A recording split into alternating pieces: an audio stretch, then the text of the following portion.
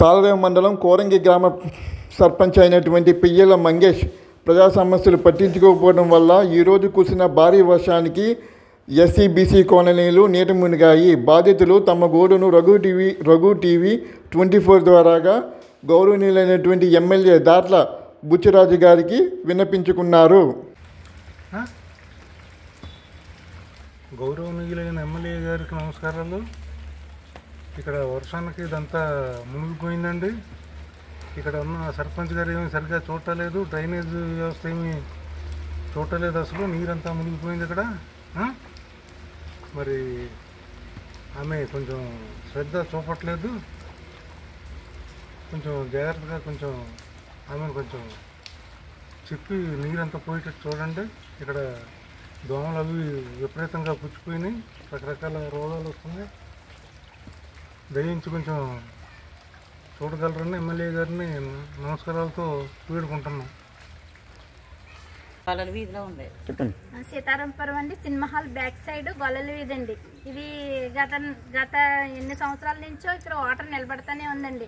ఇక్కడ ఉన్న వాళ్ళందరూ కూడా దోమలతోని నైట్ అయ్యేటప్పటికి చాలా ఇబ్బందిగా పడుతున్నామండి. మా రూట్ని ఏ బండి కూడా రావట్లేదండి. ఏ బండి వచ్చినా తిరగబడిపోవడం అని ఈ వాటర్లో రావడానికి భయపడుతున్నారండి. వీధులు, రోడ్లు, డ్రైనేజీలు కూడా లేదండి. చాలా ఇబ్బంది పడుతున్నామండి. తెచ్చుకోవడానికి అది కూడా చాలా ఇబ్బందిగా ఉంటుంది మాకు. మీ సర్పంచ్ గారిని మీరు అడిగారండి? చాలా సార్లు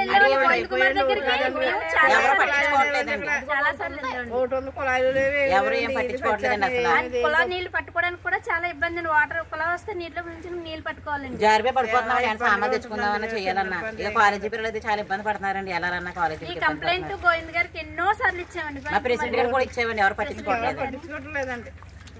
షాప్ దగ్గర సామాన్ తెచ్చుకోవడం చాలా ఇబ్బందిగా ఉందండి. ఎవరు వచ్చి ఏం పట్టించుకోవట్లేదండి. ఎలాగొన్నారు రేటానికి ఇట్టాను.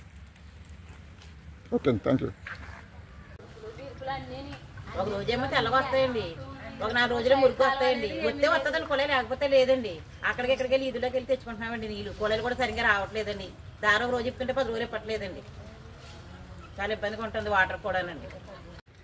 తాళరేవు మండలం కోరంగి శివార్ పంచాయతీ సీతారాంపురం గ్రామంలో డ్రైనేజీ లేక, ఇల్లు వాతావరణాలు తిరగలేక డెంగ్యూ జ్వరాలు వచ్చి పూర్తిగా ఈ సీతారాంపురం ఆ డ్రైనేజీ వార్తలు నీరు వెళ్ళడానికి తిరగలేక మలేరియా, అలాగనే డెంగ్యూ జ్వరాలు, అలాగే టైఫాయిడ్లు వచ్చేసి నానా అవసరంగా రోగులు బాధపడుతూ ఉన్నారు.